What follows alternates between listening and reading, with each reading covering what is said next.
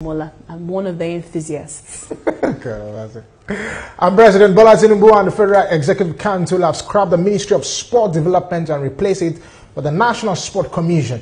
The National Sport Commission will now assume the responsibilities previously held by the Ministry of Sports. Historically, the National Sports Commission has been responsible for regulating sports in Nigeria, with its origins dating back to 1910. In 2015, the Muhammad Buhari administration scrapped the National Sports Commission, merging its functions with the Ministry of Youth and Sports Development. Now, overall, the implications of this change would depend on how the National Sports Commission is structured, funded, and managed. Interesting. And joining us live is a sports analyst, Uche Mudo. Good morning, Uche. Good morning, Jane. I think you didn't do too much with that introduction, but it's all good. All right. Well, sorry about that. But I mean, when we look at the structure, can we say it's surprised, it's sudden with everything that has happened in our sports sector in the last 3 months? Well, sudden, yes, but if it was going to happen, it was going to happen because it's something that has been on the pipeline. They've talked about it. They've even agreed to bring it back, but that was during the past administration. So right now, it's just like an implementation. It's not like they're bringing it back. It's not new. It's just like an implementation that they're doing, and to make sure that sports gets back to the glory days. Because remember, when it was Sports Commission, we're winning laurels. We weren't lacking them. We can't go to the Olympics except for the 2012 Olympics where there was a little snag. In 2016, we won a bronze. 2020, we won a bronze and a silver. But 2024, we're practically struggling, and it's really embarrassing that it's not just about the Paralympians. They're doing well in their own strides, but the Olympics is the Olympics. And when you earmark money and release money that is 4 times of what you've ever done in the Olympics, automatically you're expecting something. 12 billion naira is not paltry money. It's big money.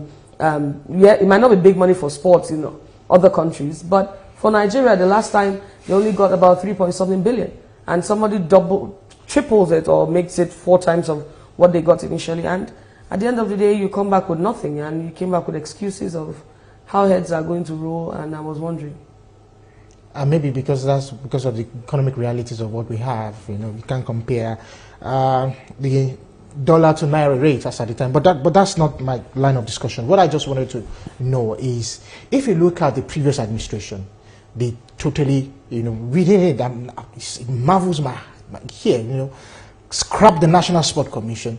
Now this administration is bringing it back. So do you think that with this bringing back the National Sport Commission, can we have, can grassroots go back to the glory days that we used to know? It is possible. It just eliminates the bottlenecks that we used to have. Because in the ministry, you have departments, you have a minister, you have a PAM secretary. But right now, it's just straight to the point. Federations dealing with the DG directly and say, this is what we have to do. Every action doesn't have to go through so many chains of command before it can be executed. So it is possible, and it has to come down with the people that we're dealing with. That's the people that are the helm of affairs.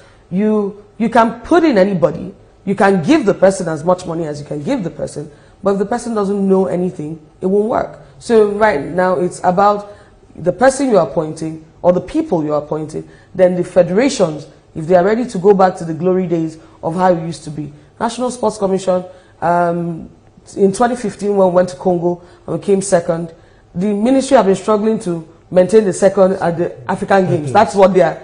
You're not doing anything to go past Egypt or do something better. You're just trying to maintain. So because if you know that after 2015, if you cannot maintain the second position, you failed. So that's where we are now. It's as if we're just stagnant.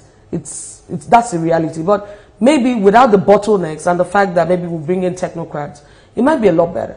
All right. When you say bringing in the technocrat, Uche, so what do you think about the man Diko, considering he's been there, he's seen it all? Should we expect really good work to be done in the NSC? Well, yes, he has been there. He has been in sports for a while, maybe just football. But if you look at football too, I know that he must have interacted with some federation presidents and some other people in other sports over time.